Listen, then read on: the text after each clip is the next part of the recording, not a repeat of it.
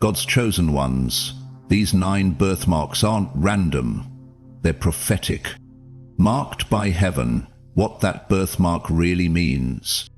Have you ever stared at a mark on your skin and felt like it was staring back? A tiny cross on your wrist, a star-shaped shadow on your shoulder, a flame hidden on your chest. You were told it was just skin, just a spot, a scar, a coincidence. But what if it wasn't? What if, before you were ever born, heaven placed a seal on your body, a signature only the spirit realm could read, a silent signal that you were not like the others? You were not random.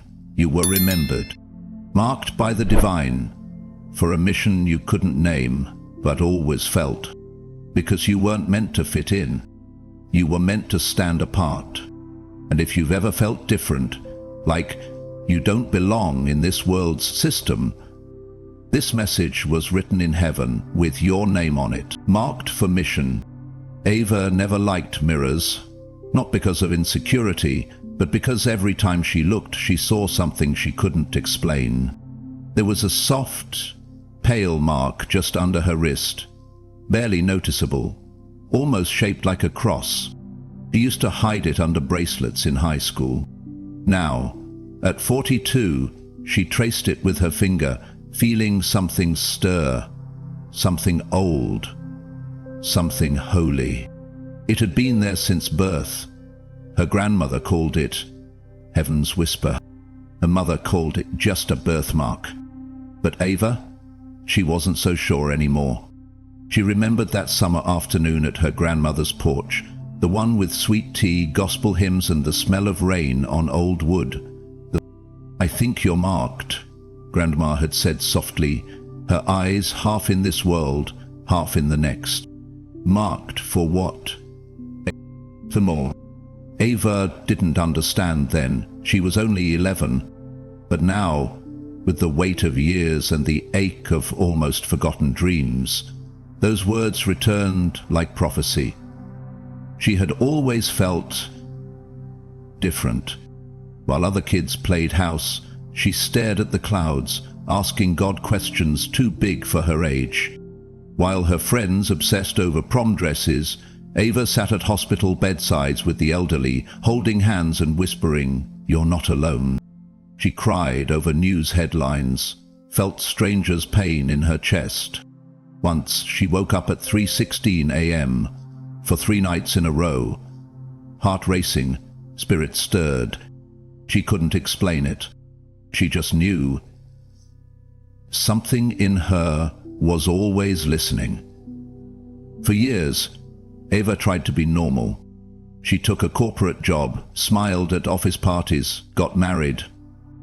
But even in moments that should have felt full, she sensed something was missing. Like a radio tuned to the wrong frequency. Like she was built for a world she hadn't yet walked in. Until one night, it all shifted. She was washing dishes when she noticed it. Her son's toy boat had drifted to the edge of the bathtub. Unnoticed, unstable, about to fall. She caught it instinctively, just in time, and in that moment she heard it. Not with ears, but with her spirit. A voice, gentle, clear. "You've spent your life catching things others don't even see falling, because you are not just watching, you are called. And your mark is proof." Ava dropped the dish. She looked down at her wrist again. The mark seemed to shimmer for a second, like it had been waiting for her to notice all along. And something inside her cracked open. Not pain, but purpose. That night, she didn't sleep. She prayed, she wept, she remembered the stranger who stopped her in the grocery line, saying, "There's something about you, I can't explain it." The time a student handed her a note that said, "You're the only adult who ever made me feel safe." The dreams, the signs, the silence that felt sacred, not empty. They weren't random. They were messages, codes, clue. That mark? It wasn't a flaw. It was a seal. Suddenly she knew. Every mark tells a story, and some stories were written in heaven. What if every scar, spot, or strange shape on your skin was trying to speak? What if that odd mark behind your ear, or the light patch on your thigh? What if those were signs, not of chance, but of choosing? Not of randomness, but of remembrance. In this story, we'll walk through 9 sacred marks. We'll uncover why you've always felt different, why the world didn't quite understand you, and why it wasn't supposed to. We'll meet Ava as she journeys through each mark, not just on her body but in her soul. Because birthmarks don't just live on skin, they live in memory. They carry mission. And if you've ever wondered, why me? It might be time to ask instead, why not me? Because heaven never marks what it does not intend to use. Carry crosses you can't see, because theirs were etched before they were born. It started on a Sunday, quiet, ordinary. The kind of morning when the sky hums soft hymns and the air smells like cinnamon toast and old Bibles. Ava sat alone on the 5th pew. Second service. Her usual spot, just close enough to the altar, just far enough from being noticed. She hadn't planned on staying long. Her soul was tired. Her prayers had been met with silence lately. But when she looked down at her open hands, she noticed it again.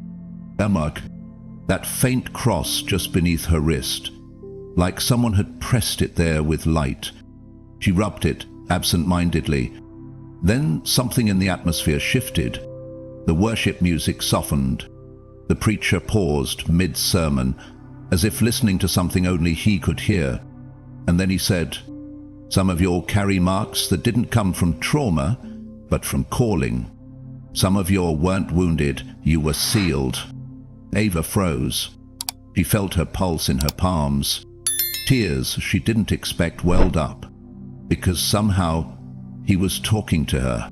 She remembered the way kids had teased her in grade school, calling it a Jesus tattoo. She'd worn watches for years just to hide it. Once a nurse paused while drawing blood and said, "That's an unusual shape." But no one ever said, "That's sacred, real." This is the fate. None of them. This is the fate, the mystery, the joy, the lunacy, the lust. That evening, Ava sat on her porch, crossmark glowing under moonlight, and whispered, "God, if this is you, then I need to know what you want from me." Silence. Then the wind blew, not with violence, but with clarity, and she remembered a verse she hadn't thought of in years. "If anyone would come after me, let him deny himself, take up his cross, and follow me." Luke 9:23. She looked at her wrist. It wasn't just a mark, it was a map. Not a burden, a blueprint. Maybe that's why she always attracted the broken, why she felt others' pain like it was her own, why she couldn't walk past someone crying without stopping. It wasn't just empathy, it was an assignment, a divine one. In the weeks that followed, Ava's life didn't get easier, but it did get clearer. She started praying not for ease, but for understanding. She journaled every time her mark tingled, especially when she comforted a stranger, stood up for truth, or prayed for someone on the edge. She realized the cross wasn't about suffering, it was about standing between the world's cruelty and God's compassion. She wasn't just marked, she was meant. One day, a little girl at church sat beside her, staring quietly at Ava's wrist. Then she said, "That's pretty. Is it a sticker?" Ava smiled. "No, sweetheart. It's a sign." "A sign of what?" She paused, then whispered, a sign that I belonged to someone very big, and he left his signature so I wouldn't forget. Some birthmarks don't fade because the purpose behind them never will. You were born with a cross, not to carry shame, but to carry glory. Part 2. The star, the one who guides others home. Some lights don't beg to shine, they just do, and people follow them without knowing why. The street lights were dim that evening. Ava had stayed late at work, cleaning up the break room after a long shift, the kind of day that made you question if your life really mattered. She wrapped her coat around her and started the quiet walk home. The city felt unusually still. Her breath fogged in the cold, her boots soft on the sidewalk. Then she heard it, a muffled sob. She paused. At first she thought it was a cat, but there, near the alley, crouched beside a trash bin, was a boy, maybe 7, alone, shivering.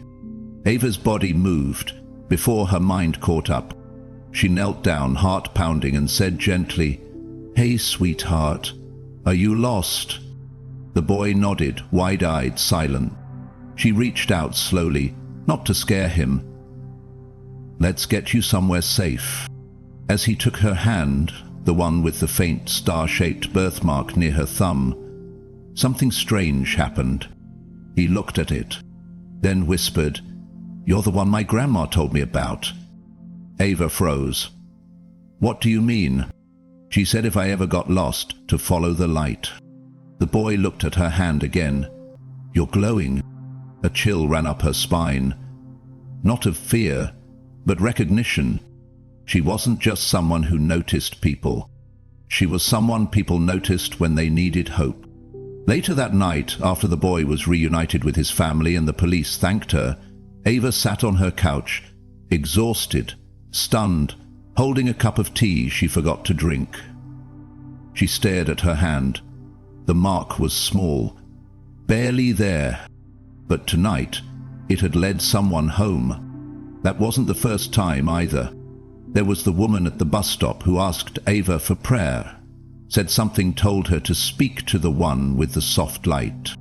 The co-worker who confessed she was thinking of ending it all, but changed her mind after Ava smiled at her and said, "I see something beautiful in you." People were drawn to her, not to her face, not to her voice, but to her presence, a quiet radiance, like a star that didn't make noise, but shifted darkness simply by existing. She opened her Bible, and her eyes fell on the verse. The star they had seen in the east went ahead of them until it stopped over the place where the child was. Matthew 2:9. The Star of Bethlehem didn't preach. It didn't command.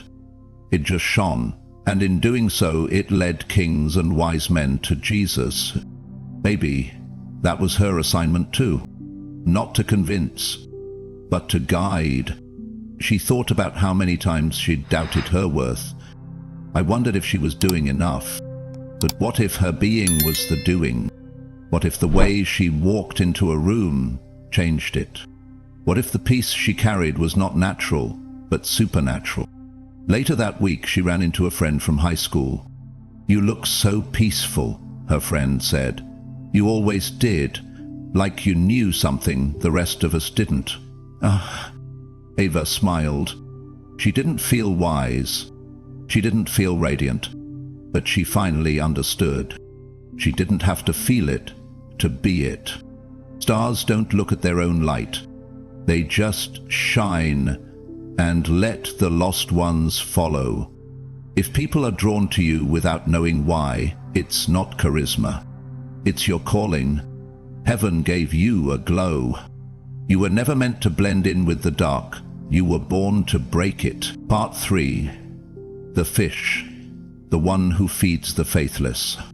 Some don't feed with food, they feed with presence. And hungry souls find rest. Saturday mornings at the mission were always loud.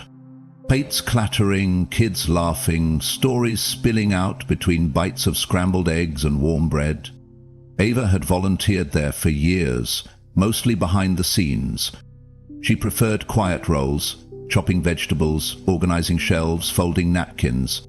But that day, the volunteer coordinator waved her over. "We're short.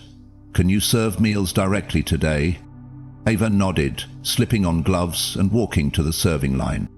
As the line moved forward, she noticed a teenage boy. He didn't speak, didn't smile, just stared at the floor, as if hoping to disappear.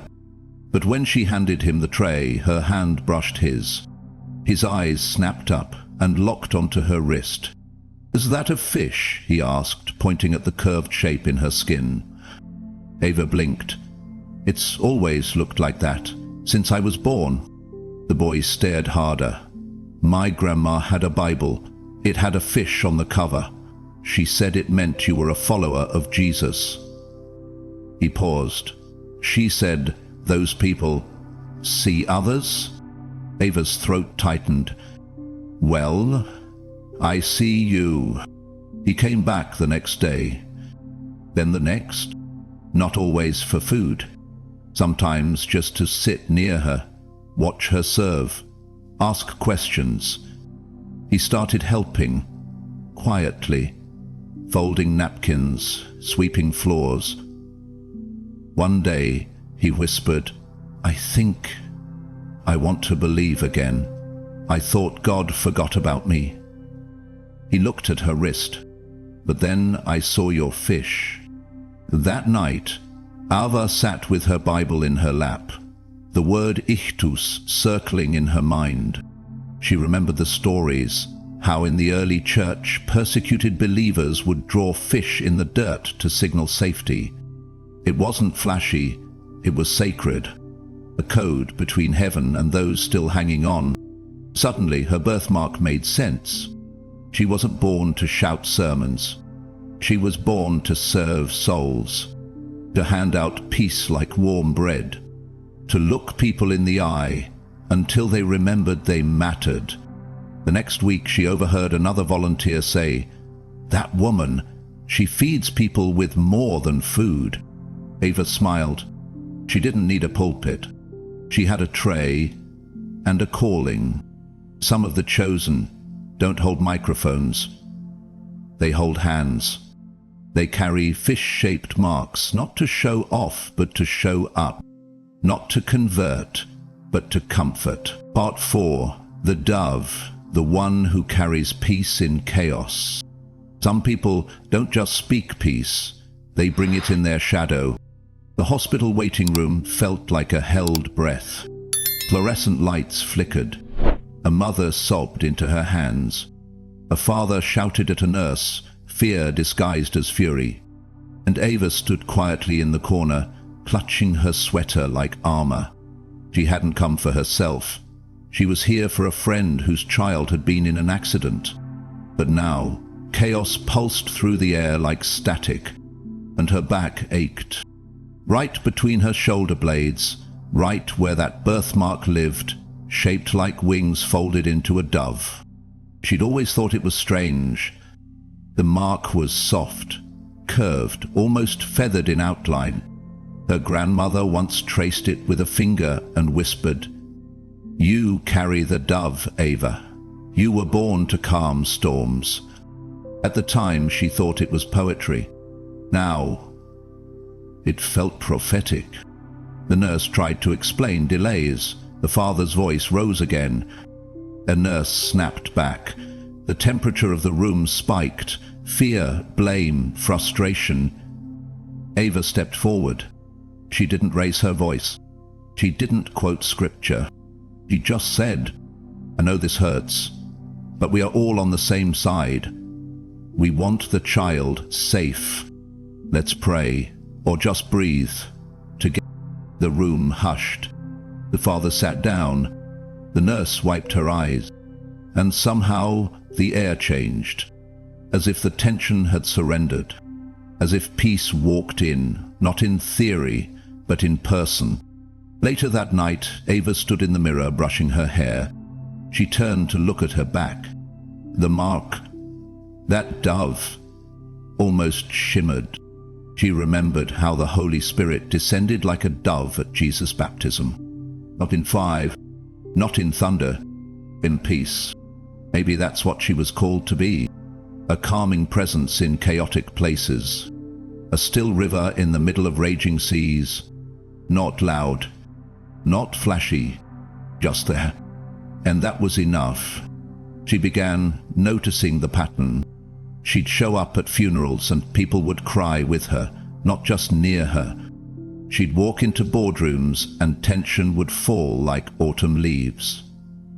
She'd hold crying children and they'd settle almost instantly. It wasn't her voice. It wasn't her charm. It was the dove. It was the call. When you carry the dove, you carry the atmosphere of heaven. Peace isn't just what you feel. It's what you leave behind. Part 5. The tree. The one who was planted to stay strong. Some people weren't built to run. They were planted to stay and grow. The community center sat at the edge of town, part food pantry, part prayer circle, part safe haven for anyone who'd lost their footing. Ava volunteered there on Thursdays. She wasn't the loud one. She didn't preach. She didn't lead worship. But every week, without fail, people found their way to her corner, especially those who were falling apart. That day, it was a teen girl named Alina. Hair like midnight, shoulders pulled tight, eyes that said, "Don't you dare try to fix me." She sat across from Ava, arms crossed. "I don't want advice. I don't even know why I'm here," she said. Ava smiled gently. "Then, don't say anything. Just sit." Silence stretched long. Then Alina said, "You're not going to ask questions?" "No," Ava said. "I'm just going to be here, with you." Minutes passed. Then tears broke the dam. Alina wept, not loud, but deep, like grief that had roots. After the girl left, Ava stepped outside for air. She stood beneath the oak tree that shaded the center's entrance, the same one she stood under every week, like a ritual. A breeze stirred. Her skirt danced softly around her legs. She felt the mark on her thigh again, the one shaped like a tree, rooted, strong, quiet. Her grandmother had always said, "This mark means you're the place people lean when they don't know how to stand." Ava used to wish she was more exciting, more prophetic, more visible. But now she understood. She wasn't called to dazzle. She was called to hold space, hold truth, hold people together when life pulled them apart. She thought of Psalm 1. She shall be like a tree planted by streams of water, yielding fruit in season. That was her. Not fast, but faithful. Not loud, but anchored. She wasn't there to run ahead. She was there to stand still so others could catch their breath. She was the pause in a frantic world, the shade on a blistering day, the roots someone else could grip when their own were gone. The next week, Alina returned. This time, she brought a friend. "This is Ava," she said. "She's like a tree. You'll understand." Ava just smiled. Some chosen ones are assigned to storms, not to escape them, but to outlast them. To remind others that stillness is not weakness, it is witness. Part 6. The flame. The one who burns with divine zeal. Some carry fire not to destroy, but to awaken the cold. The night was still, but Ava couldn't sleep. Something stirred in her bones. It was one of those nights where your soul won't settle, like heaven is calling and your body can't keep still. She wrapped herself in a shawl and walked barefoot into her prayer room. No music, no phone, just silence and flame. Not physical fire, spiritual, the kind that ignites within. That's when it started again, that strange warmth on the center of her chest. She touched the skin just beneath her collarbone, where that odd little birthmark had always been, shaped like a flicker, a tongue of flame. Her grandmother called it her altar mark. Some people walk into rooms and calm them, she once said. But you walk in and stir sleeping spirits. Ava knelt. No words, just groans, just surrender. And then visions came. Faces she hadn't seen in years. Friends who were drifting. Churches that had grown silent. People she hadn't yet met, but knew she was called to ignite. The kind of fire that melts chains. The kind that reminds dry bones they can still dance. That Sunday, Ava was asked to pray at a small gathering. She didn't plan anything fancy, just whispered a few soft words. But as she prayed, the room trembled. People wept. Others fell to their knees. And when it was over, a woman came up to her, hands shaking. "I don't know what that was," she said, "but when you spoke, something broke off me. Like a fire, not to burn me, but to wake me up." Ava didn't know what to say, so she whispered, "Me too." She walked home in awe, and her chest burned again, not with pain, but with presence. That week it happened again.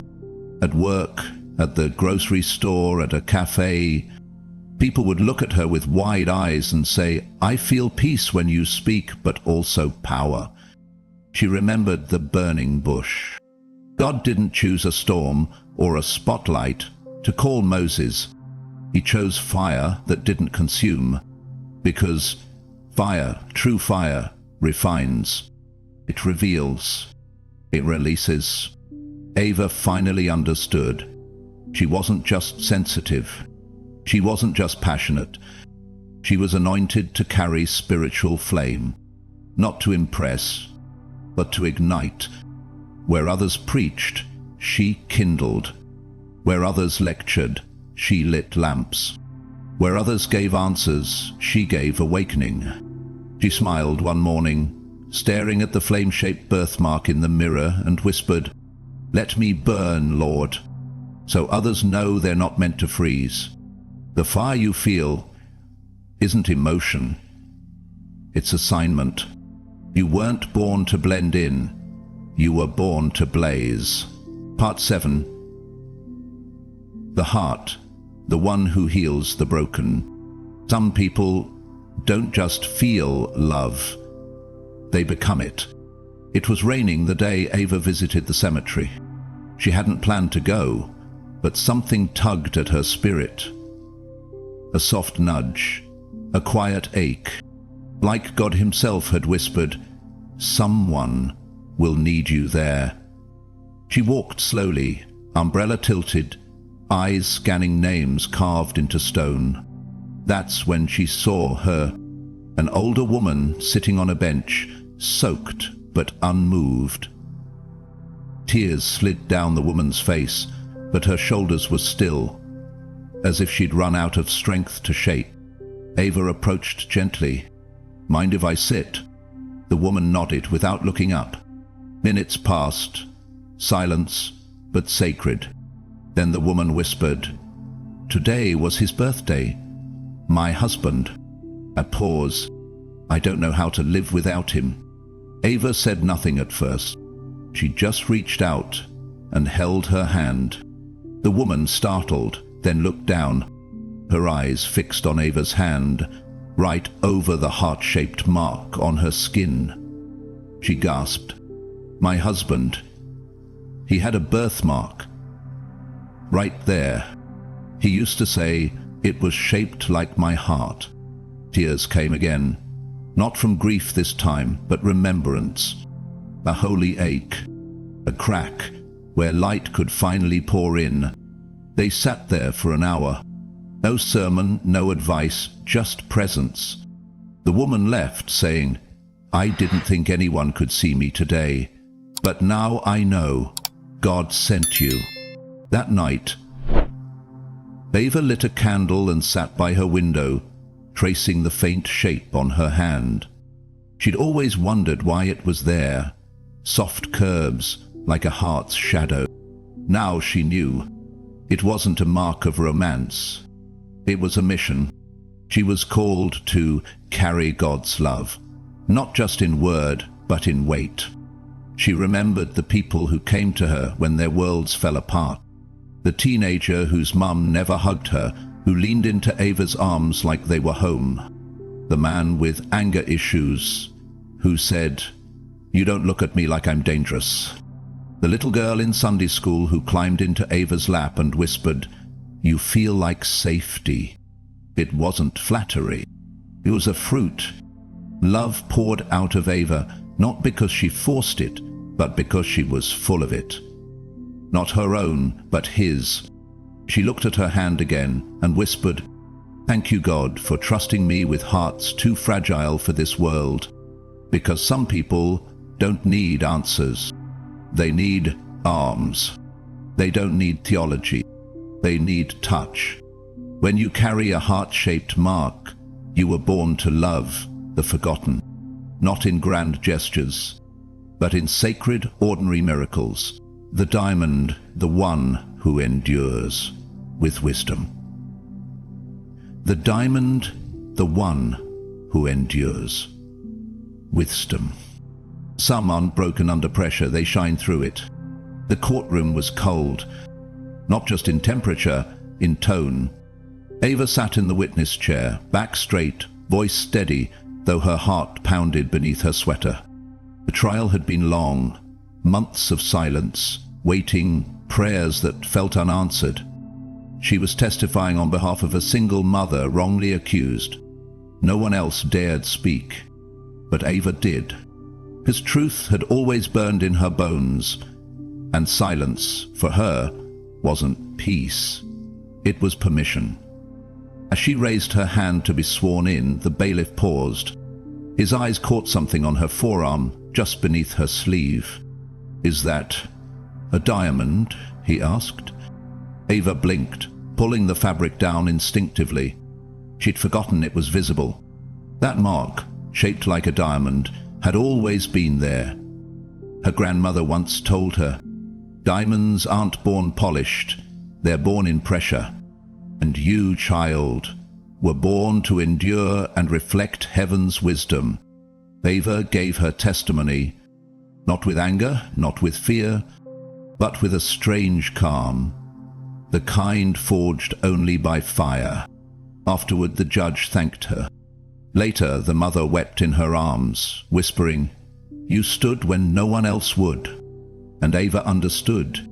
She wasn't chosen for her charm. She was chosen for her clarity. That night she opened Proverbs. Wisdom is more precious than rubies.